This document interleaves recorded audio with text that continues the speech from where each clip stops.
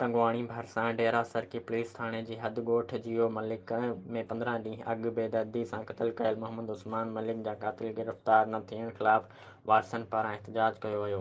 यादि रहे ॻोठाणनि पारां CM सिंध सैद मुराद अली शाह जे रस्ता रोक कंदे एहतजाज दौरान नोटिस बावजूदि को तहरुक न वरितो वियो। ॻोठाणनि फारूक अहमद मलिक, फयाज़ अहमद, खमीसो मलिक, रज़ाक अहमद मलिक ऐं ॿियनि एहतजाज कंदे चयो त बार एहतजाज कयोसीं। CM सिंध जा हुकुम बे ज़िले पुलिस इंतज़ामिया थॾे छॾिया। CM खां अॻु तहवील में छुपायो माल ऐं गाॾियूं बेगरी रिश्वत एवज़ जवाबदारनि हवाले कया विया। SSP कश्मीर अमजिद अहमद शेख जा वाइदा बेवफ़ा न थी सघिया। जवाबदार आज़ाद आहिनि ऐं वधीक ॻुरा नतीजा भोगण लाइ धमकाइनि था। मोहम्मद उस्मान मलिक जीअं बेदर्दी सां क़त्ल करण जूं धमकियूं मिलनि था।